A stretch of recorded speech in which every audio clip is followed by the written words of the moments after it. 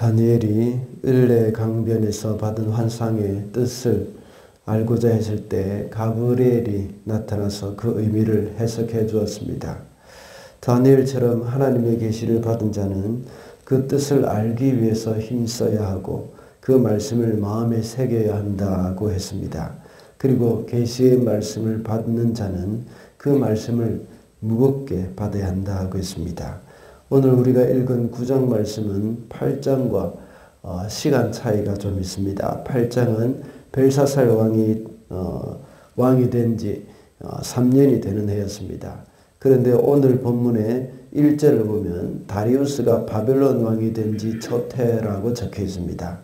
벨사살의 재위기간이 13년입니다. 바벨론을 망했지만 그 지역을 다스리는 왕이 바로 다리우스가 되었다는 겁니다. 우리가 다니엘서 5장에 보면 벨사살이 예루살렘 성전 기명으로 술잔치를 벌이다가 벽에 손이 나타났고 그날 밤에 벨사살이 죽었습니다. 곧바로 메데 바사 연합군이 바빌론 성을 차지했던 겁니다. 그리고 다리오가 다스렸습니다. 그러면서 그렇게 되면 다니엘서 8장과 다니엘서 9장은 시간적인 간격이 약 10년 정도 되는 겁니다. 바벨론이 망하고 메데 바사가 통치를 하게 되었습니다.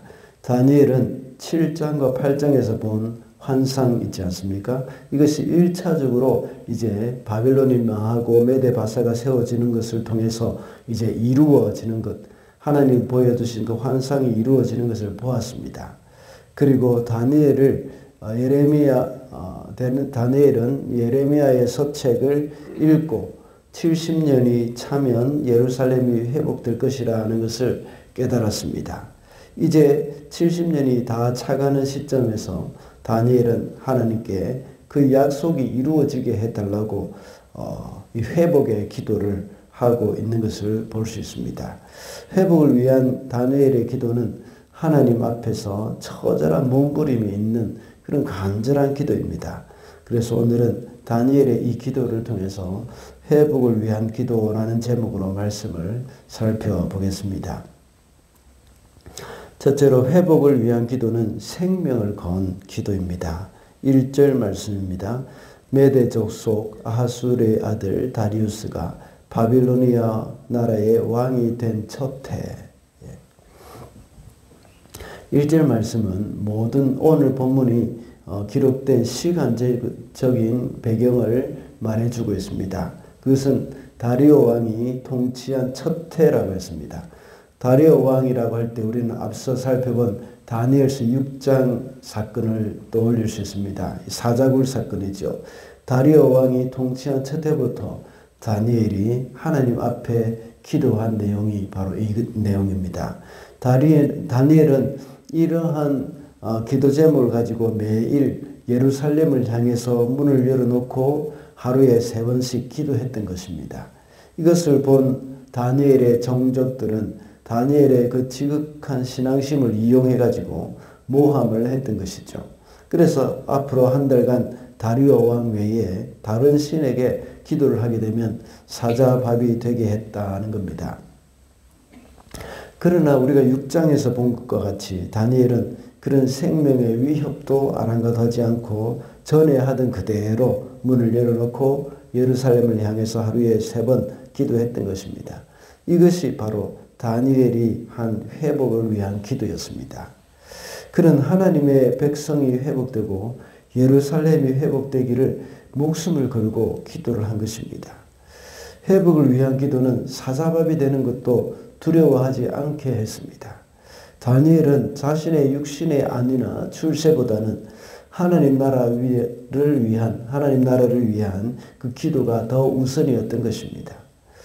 우리 그리스도인은 하나님과의 관계를 이것을 가장 소중하게 여기는 마음이 필요합니다. 물론 하루 기도 안 한다고 해서 하나님과의 관계가 파괴되는 것은 아닙니다. 그러나 기도가 그 사람에게 우선순위가 된다면 그것보다 더 하나님을 기쁘시게 해드릴 수 있는 것은 없을 것입니다. 특별히 저 같은 목사는 하나님과의 관계, 이것이나 또 하나님과의 만나는 그런 시간을 생명처럼 소중히 여겨야 하는 사람들입니다. 목사뿐만 아니겠죠. 모든 그리스도인도 마찬가지일 것입니다.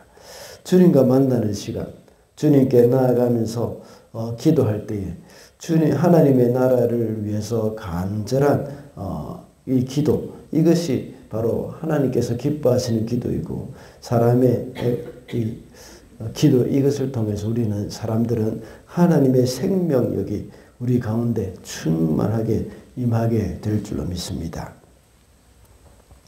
둘째로 회복을 위한 기도는 말씀에 근거한 기도입니다. 2절 말씀입니다. 곧 그가 통치한 첫 해에 나 다니엘은 거룩한 책들을 공부하면서 주님께서 예레미야 예언자에게 하신 말씀, 곧 예루살렘이 70년 동안 황폐한 상태로 있을 것을 생각하여 보았다. 다니엘은 다리오 왕 통치 첫 해에 하나님의 말씀을 공부하는 중에 예레미야서를 읽었다고 했습니다. 여기서 2절에서 거룩한 책들을 공부하면서 할 때 이것은 바로 하나님의 말씀이죠. 율법서들과 그리고 여러 가지 선지서들을 가리키는 겁니다. 예루살렘 회복을 이제 이 책을 읽으면서 깨닫게 된 겁니다. 그래서 그것에 대한 하나님의 응답을 구하기 위해서 기도를 했습니다.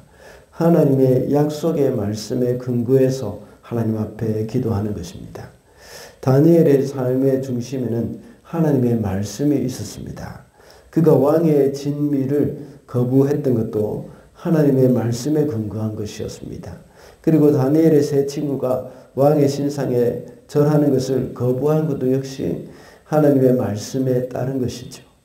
이렇게 다니엘뿐만 아니라 그의 친구들도 역시 그의 모든 삶은 하나님의 말씀이 중심이 되었습니다. 다니엘의 기도의 내용 역시 하나님의 말씀에 근거로 한 기도입니다. 우리 성도들이 기도할 때에 하나님의 말씀을 근거로 기도하는 것이 아주 중요한 것이죠. 설교를 들은 후에도 그 들은 말씀을 근거로 해서 그렇게 살 수 있게 해달라고 기도를 해야 하는 것입니다. 또한 하나님의 약속이 주어졌으면 그 약속이 이루어지게 해달라고 기도를 해야 합니다. 기도는 그리스도인들 뿐만 아니라 또 우상을 섬기는 사람들도 기도는 다 합니다. 성도들이 하는 기도가 이방신을 섬기는 사람들과 다른 기도를 해야 되겠죠. 그것이 바로 하나님의 말씀을 근거로 한 기도가 되어야 한다는 겁니다. 마지막으로 회복을 위한 기도는 회개의 기도입니다. 5절 말씀입니다. 우리가 죄를 짓고 잘못을 저질렀습니다. 악한 일을 저지르며 반역하며 주님의 계명과 명령을 떠나서 살았습니다. 방금 읽은 5절부터 15절까지는 회개의 기도 내용입니다. 오늘 본문에 나오는 다니엘의 기도 내용은 회복이지만 그 회복을 위한 기도를 하기 전에 그는 하나님 앞에 회개의 기도를 했습니다. 오히려 절수로 보면 길이로 보면 본론보다 서론이 더 길다고 볼 수 있습니다. 진정한 회복은 철저한 회개가 없이는 불가능합니다. 누군가가 잘못을 했을 때에 일방적인 용서가 있을 수도 있지만 상대방의 잘못을 인정하지 않고 진실될 사과가 없을 때는 진정한 회복이 있을 수 없습니다. 그것과 같이 하나님과의 관계도 역시 마찬가지입니다. 그래서 6절에 보면 다니엘은 자신이 지은 죄도 아닌 그의 조상들이 지은 죄, 왕과 지도자들이 지은 죄까지도 회개하고 있는 것을 볼 수 있습니다. 죄 때문에 예루살렘이 파괴되었고 자신들이 이렇게 수치를 당하게 되었다고 말을 합니다.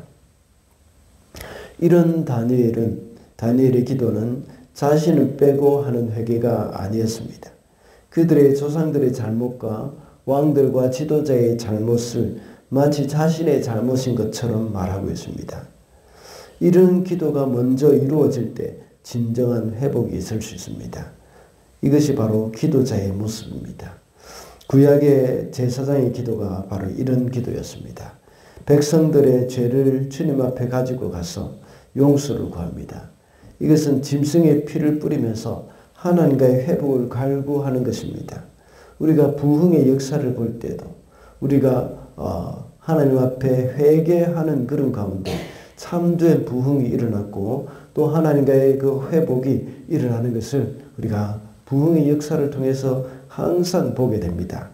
기도는 우리의 논리적인 그런 토론과 여러 가지 깨우침 이것으로 이루어지는 것이 아니라 하나님 앞에 회복의 기도 또 회개의 기도가 있을 때에 참된 부흥이 일어난다는 것을 우리가 알 수가 있습니다. 우리가 하나님 앞에 회복을 위한 기도를 할 때 이 회개의 기도가 있어야 합니다. 나는 그런 짓 하지 않았기 때문에 자신과 상관없는 것이 아니라 그 죄가 바로 나의 죄라는 것을 인정하고 겸손히 주님 앞에 엎드려야 합니다. 이것이 바로 예수님의 십자가입니다. 온 인류의 죄를 짊어지고 당신께서 친히 그 죄의 대가를 치르면서 우리의 회복을 위해 희생하신 것입니다. 그러므로 회복을 위한 기도는 바로 회개의 기도라는 것입니다. 말씀을 맺겠습니다. 오늘은 회복을 위한 기도라는 제목으로 말씀을 살펴보았습니다. 회복을 위한 기도는 생명을 건 기도라고 했습니다.